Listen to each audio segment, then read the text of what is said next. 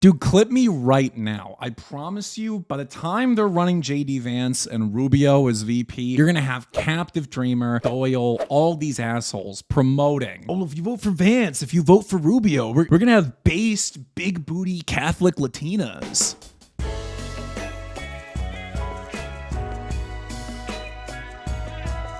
Folks, welcome back to The Narrative with me, your host, Vrillium, the host with the most and the most cojones. Folks, lots been going on. First off, there are a lot of new Vrilliumites. Folks, thank you for the amazing response on my last video. I only hope that this video can replicate that. I'll try to be as interesting. I mean, Chabad was a hot topic that week. But folks, if you're one of the many new people here, thank you for joining me. Thank you for subscribing to the channel. I hope I can be entertaining for you. I think I've got an interesting topic today, but folks, if you aren't from that wave, and God willing this made a wave, and now you're new here, be sure to like, subscribe, leave a comment. I mean, all the shit these influencers tell you to do. I wanted to take a quick look at a clip that went around on Twitter that honestly did not get as much hype as I thought it would. And the reason I say that is because the clip was so foreshadowing of what's to come. I mean, maybe it requires a bit of political knowledge, a bit of political know-how to know what this clip was supposed to be, but it shook some things up, at least in my old noggin. Donald Trump recently held a summit with a small delegation of leaders from Latin America and brought along with them our resident GOP Latinx, Marco Rubio, the Cuban Secretary of State. So why does this matter? During that summit, Rubio came out and shared a few choice words. And when I say choice words, I really mean choice words. So let's take a look at the clip and then break it down. We don't need an interpreter for this one. Quiero darle las gracias. I think I'm a good interpreter. You'll find out in a second. But las gracias a los países que están aquí hoy. Estos países, primero, el presidente ha hecho. Yeah, that's the VP nomination. That's it. That's the nomination. That is the VP. Dude. Let me break down what just happened there for those who don't understand how political media works. There has been talk about a Vance Rubio ticket. It makes sense. Obviously, they're going to attempt to run Vance for the presidency, something I've spoken about, something a lot of people have spoken about, and something I definitely want to make a video on. I mean, the origins of JD Vance alone are a fascinating story, but I feel like that'll come later when they're actually trying to sell us this fucking guy. Now, Rubio here, a lot of people have been talking about Rubio being the potential VP. And it makes complete sense. Even as early as the 2016 election, there has clearly been a desire by the GOP to court this sort of like socially conservative, religiously Catholic Latino vote. Because as you know, Latinos historically vote Democrat. And so the strategy for a while was, okay, we'll cut immigration because then there won't be a lot of Latinos and then we can keep winning. And that was the goal for a long time. But now all of these agricultural barons, all of these pro-illegal immigration barons and funders are paying the GOP. So now they have to contend with, okay, we have to let all these people in, but they don't want to vote for us. So how do we win? They're going to put up Rubio as, hey guys, this is Rubio. He's just like you. He's just like your uncle. He's just like your mijo. Good old amigo Rubio here. They're going to try and sell him to all the based Catholic Latinos in America. And this was cementing that. The reason they brought him up of all these Latin American leaders, especially in a time which we're talking about the Monroe Doctrine and all this, Luso-tropicalism and all that. Of course, they're going to bring Rubio up, have him do a couple words in Spanish. And everyone goes, oh, wow, look, he's Latino. And that's the bit. And so there's a reason I wanted to bring this up, especially on this topic, the topic of political theater and the topic of political interest. The Republican Party, as of late, it's become like very, very Zionized, become very liberalized. Like someone like Ben Shapiro is getting everything he wants. And meanwhile, we, the American people, we're getting nothing that we want. We're getting the things they promised they wouldn't give us. It's not even just not getting what we want. We're getting fucked over. It begs the question here, what happened? How did the supposed Christian, America first, conservative, like socially traditional party become the party of liberal social values, free trade, war with Iran, and an open border? How did that happen? The answer lies in something called Likud.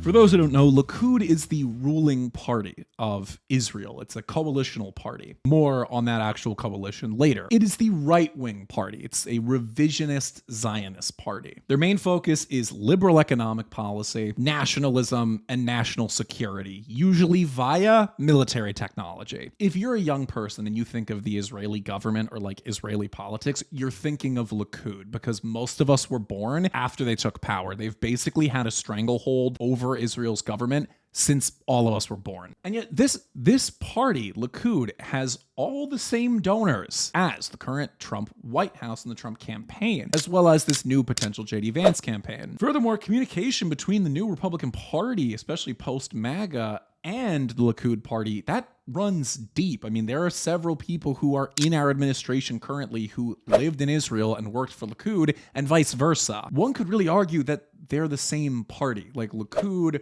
and the American Republican Party are effectively the same thing. But how did that happen, and what are the aims of Likud? Well, to understand that, we need to understand some history. Likud traces back to the early 1920s with a man who would change Middle Eastern and subsequently Western politics forever. A guy called Ze'ev Jabotinsky. Now, Ze'ev Jabotinsky, born in the Russian Empire, joins the ideology of Zionism loosely very early on and starts advocating for migration into mandatory Palestine very shortly after World War I. See, Jabotinsky, he's a revisionist Zionist. This is an important thing to note. You have to understand, historically speaking, the number one and lead, arguably the original form of Zionism was labor Zionism. Labor Zionism can basically be boiled down to, we're going to leave Europe, we're going to set up communism in the desert. That's labor Zionism. People constantly forget that the first settlers of Israel were all like Eastern Europe, Menshevik, Bolshevik, socialist, and like communist Jews. Jabotinsky argues that yes, there should be a state in the Middle East for Jewish people, but it shouldn't be socialist. He says, what if we take the model of Theodor Herzl, of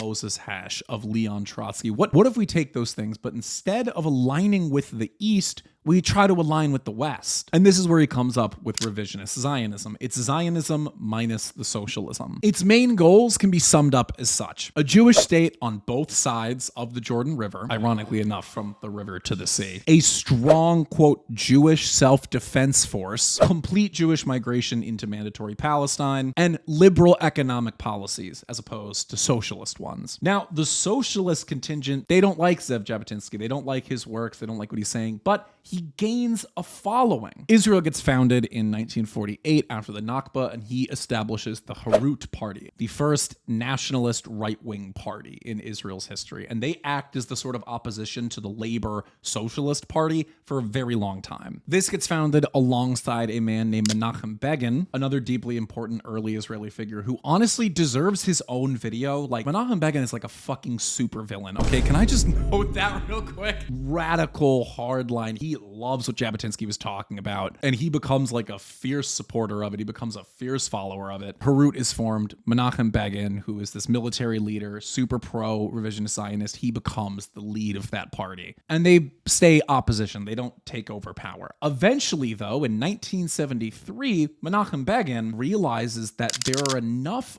oppositional parties to labor, to the socialist contingent, that if they all form together into one group, into one coalition, they can win and then start implementing more right-wing policies into the Israeli government. This is when he forms Likud. Likud literally meaning consolidation or like aggregation in Hebrew. It's a coalitional party. In 1977, he wins and becomes prime minister of Israel. He becomes Israel's first, like, avowedly right-wing prime minister. Now, for several years, they go back and forth. It'll be a labor government, you know, socialist, very, very whatever government. Then it will be Likud. And they go back and forth and they basically create their own Democrat and Republican parties. Like, they create their own two-party system. Now, Likud had not really a lot of relations to America during this time, but that changed under President Reagan. Reagan, obviously cold warrior, obviously very pro neoconservatism. He's the start of neoconservatism in this country, which is an ideology that was founded almost entirely by Zionist Jews, which that's a whole other video. But Reagan likes Likud. Reagan works with Likud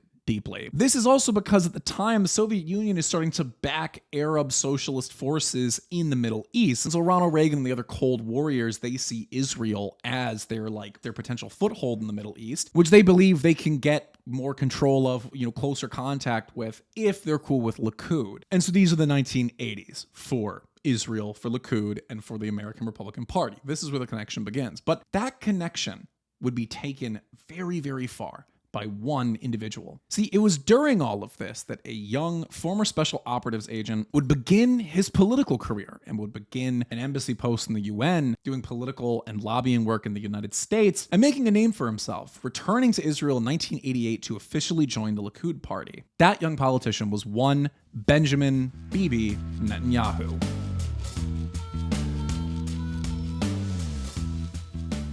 Understanding the rise of Netanyahu is very, very important for understanding modern relations with Israel. See, Netanyahu is he's basically their Trump. Not in the sense that they're both, part of the tribe, so to speak, but in the sense that Netanyahu's a strong man. You gotta understand, mid-20th century, all sorts of wars are going on in Israel. They're constantly gaining land and losing land and ceding land, and all sorts of crazy shit is going on for them. The government is still largely dominated by the socialist, largely Ashkenazi political elite of their society, but there's now a growing contingency of sort of disaffected working class Mizrahi Jews who don't like the socialist policies and the socialist government. They don't like the atheism and the secularism and all this stuff. Two events occurred which fundamentally changed Israel forever: the fall of the Soviet Union and the assassination of Yitzhak Rabin. Now, Soviet Union falls. People forget, in the Soviet Union, there were a lot of Jews, a lot of them. Most famously, fucking Volodymyr Zelensky was one of them. Soviet Union collapses, there's all these Jews, and they get the fuck out of Dodge very quickly. They are welcomed into Israel with open arms, while the rest of the Slavic and Soviet peoples suffer and starve and die. Much like something that would happen here. But hey, let's not get ahead of ourselves. Funny enough, it was actually Dennis Prager, from PragerU, who helped facilitate one of the largest migrations of Soviet Jews into Israel. But that's just a little funny aside. Thing is, you have a lot of these culturally Soviet Jews now coming into Israel, okay? And so they're in favor of strongman politics. They're in favor of socially liberal politics. They just left the Soviet Union. So they're not very pro-socialist. So they are Ashkenazi. They are coming from the same regions, but they're not ideologically socialist. They've had enough socialism for one lifetime. Netanyahu sees this. He sees these two contingents, the disaffected Mizrahis and these new politically anti-communist Jews coming into Israel, and he seizes them. And this is how he establishes the new voter base of Likud. Then, 1995, Yitzhak Rabin was assassinated. Funny enough, we actually would go on to find out it was a right-wing Israeli who assassinated him because he didn't want there to be peace with Palestine. But that's, again, a whole other story. They're fucking complicated people, okay? What can I say? There's a lot of stories, okay? A lot of different threads here. I'm trying to make these things simple. Basically, Israel is thrown into a panic, and national security becomes a really, really big deal. Peace with Palestine falls apart, and within the chaos, a strong man appears, steps up with his new voter base, and takes over the prime minister's office, that man being Netanyahu. In 1996, he is elected as the youngest prime minister of Israel and the first to be born in Israel. And this is where the connection truly begins. Books, baby. Folks, I love to read. I love to review books. I love to talk about books. I like to have books and listen, I'm crazy for literature. And folks, there is nothing I love more than alternative, banned, influential, controversial political literature. All sorts of stuff. The stuff you're not supposed to say. Problem is, it's hard to get. Can't really get a lot of banned literature. It's, banned. But folks, that's where today's sponsor, undergroundcanon.com, comes in. Your number one retailer for controversial, banned, taboo, political, cultural, fucking whatever type literature, undergroundcanon.com. Realigning.com. They've got everything. They've got left-wing books. They got right-wing books. They've got culture books. They've got social, but they got fucking everything, dude. I love the service that they provide. I love what they're doing. It's a small team of really dedicated, really cool people. They offer great prices, and they are overall a company that you absolutely want to support. So if you, or maybe someone you love, someone in your life, a friend, a coworker, maybe not your boss, is into controversial, taboo literature, be sure to go to undergroundcanon.com and use code VRILLIUM for 5% off your order. Get yourself some books, whether you read them, whether you just want to have them, whether you want to take a picture with them, I don't know, whatever. Get them for whatever reason you want, but make sure you get them from undergroundcanon.com. Again, use code VRILLIUM for 5% off your order. Now, folks, let's get back to the video. So why are connections between Likud and the GOP so strong? Well, it's because Netanyahu was a very international man. You hear the phrase first one born in Israel and you think that he was like fucking born out of the dirt, lived there the whole time and has never left and doesn't even speak English, but that's not the case. Netanyahu was born there, but very quickly went to America. Like he went to college in Boston, lived in Manhattan, Philadelphia, DC. I mean, he basically spent like most of his life up until his political career living in America. And it was during that he did a lot of political activism and a lot of political lobbying. He was involved with the UN and eventually cemented more official US government roles during the Reagan administration. See, you have to understand, American Jews are innately not conservative. It doesn't matter what view they espouse. The fact is, conservative implies that you are conserving something. And in the case of America, what you would be conserving is our demographics, our religion, and our language. English, Christianity, European. Those things don't really fly in a society that wants to have integrated Jews. You have to understand, they believe very firmly in the idea of we don't want to assimilate. Everyone else has to assimilate for us. And so this is why all throughout the civil rights movement and feminism, all these things, all these different socially progressive movements in America, Jews were at the forefront of them because they saw it as all boats rising. That if we help, if we support, and we let black people have civil rights, if we have women have civil rights, we get to, shoehorn ourselves into that, and we get to make sure that our society here is diverse, and therefore we can fit in and be ourselves. If we had been a truly conservative society, the Jews would have gone the way of the Irish or the Italians. They would have been assimilated. This is why historically they're very pro-migration, pro-liberalism, and that eventually fell into the hands of the Democrat Party. Even today, most Jews are still Democrat. Even though they like Donald Trump's policies in Israel, they love his policies with all that, they still understand that if America was ever given license to say we are a Christian country, we are a European country, it'd be really bad for them. They recognize that. And so they're very, very pro-Democrat. However, Netanyahu clearly notices very early on in the Reagan administration, wait a minute, this is a new breed of Republican. This Reagan guy is a new type of Republican. He's a conservative on conserving money. He's a conservative on conserving power and wealth, in conserving the Cold War effort against the Soviet Union, but he's not a conservative on religion. He's not a conservative on race. He's not a conservative on immigration. He's socially liberal, fiscally conservative. And this is something that Netanyahu sees as very akin to revisionist Zionism. And he sees, wait a minute, that's how revisionist Zionism is going to take power. It's not going to take power through a liberal government, through a liberal Democratic Party. It's going to take power through a neoconservative party. It's from there that he develops the strategy. He becomes prime minister, and now he is all in on the American Republican Party. And so all throughout the early 2000s, this is his bit. Is he takes over, he becomes a very, very strong man, authoritarian type leader, and fully brings the idea of revisionist Zionism to the government in a big, big way. Also spends a lot of time cultivating further relations with American Jews and the American Republican Party. He starts promoting the idea that, hey, wait a minute, guys. I know we've been doing this Democrat thing. What if we went the other way? What if we colonized the GOP? What if we made the GOP friendly for American Jews, and we made the GOP more Jewish?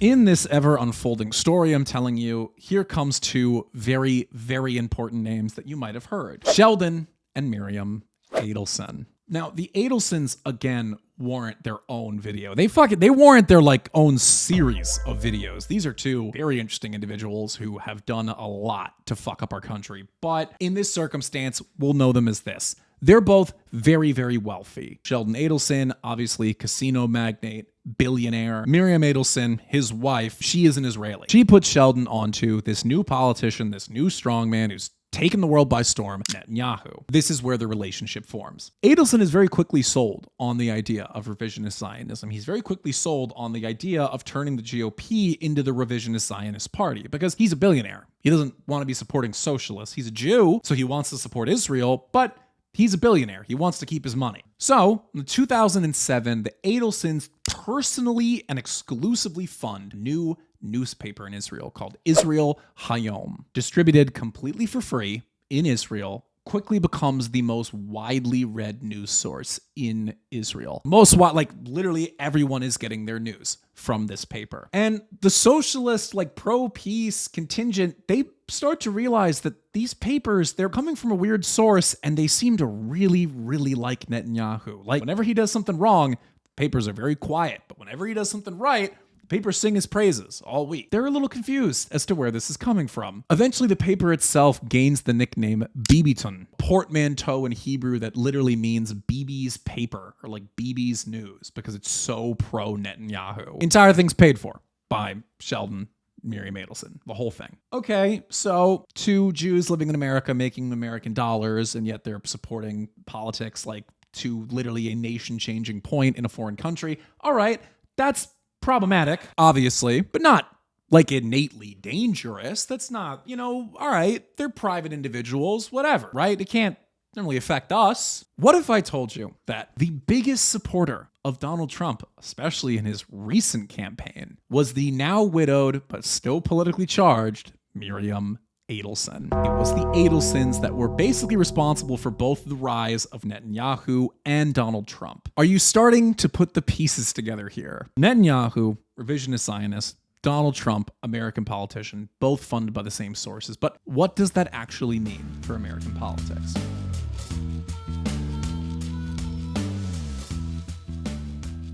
They don't call him Zion Don for nothing. Donald Trump's highest approval rating is actually nowhere in America. It's in Israel. Israel loves Donald Trump because Donald Trump has done basically everything the Likud party wants to a T. He changed the embassy, completely rolled back Obama-era condemnations and criticisms of settlement policies, and especially now, he's taken us to war with Iran.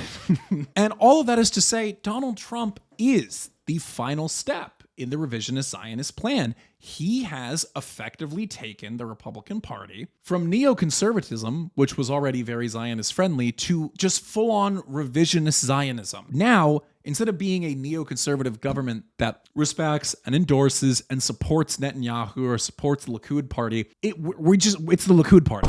It's just the Likud party, except they'll let you be gay and brown. That's it. It's the same thing. To a T, it's the same fucking thing. And so the reason I say all of this and give you all of this background is the reason I opened with Vance and Rubio is to talk about future, that being 2028. The tickets go into Vance. It would take a Hollywood-level miracle for the Republican nomination ticket to go to literally anyone but Vance. It is so clear they're attempting to run Vance. That's who they're going to sell you in 2028, is JD Vance. Again, he warrants his own video, okay? JD Vance is there's a reason he's called Shady JD. He has a fucking past. What's the importance here? Well, we know the Republican Party has been colonized. And what do I mean by that? It's that, like I said before, Jews refuse to assimilate. They refuse to assimilate in the Roman Empire. They refused to assimilate when they came to America, and they refused to assimilate when they became Republican. Only problem is conservatism is innately against the things that they need. It's against multiculturalism. It's against religious pluralism. Things that Judaism in America needs in order for them to exist as a community. What happens? Well, they take the GOP and change it. They make it their own. This is how the supposed America First party has now taken us to war in Iran, is pro-H1B, pro-multiculturalism, and vice president is married to a pagan Indian, and Trump's daughter is a Chabad Jew. Because it's become very clear the GOP wants to aim its political base, its tax cattle, its voter cattle, towards this new, largely apolitical, socially conservative, Latino contingent, Indians, and Jews, the Jewish voting bloc and Jewish voting money. This is because those things innately support internationalism and the supporting of foreign governments, which will allow and enable revisionist Zionism. It's kind of hard if you have a voting base that's all people sending remittances back home. It's kind of hard for them to tell you to stop sending money to Israel. So that's who they want. They don't want America First Americans. They especially don't want America First white Americans because they represent the exact thing they're worried about: Christian conservatism, nationalism, isolationism, etc. And wouldn't you know it, Adelson is poised and primed to support J.D. Vance. However, at Mar-a-Lago in 2024, she demanded that J.D. Vance walk back some of his, quote, isolationist and America First standpoints for fear of Vance not being a pro-Israel president. Something that J.D. Vance, of course, did almost immediately. So if you're wondering why this administration doesn't feel very conservative, doesn't feel very nationalistic, well, always follow the money. Always follow who's funding. Folks, with all that I say, goodbye GOP, hello Gelt OP. Folks, that is going to do it for us today on this episode of The Narrative. I hope that you enjoyed. Crazy times, man. Crazy, crazy times. I don't know if you guys saw my Twitter, which if you don't follow me on Twitter, you absolutely should. Always some crazy stuff going on there. And I could use your help in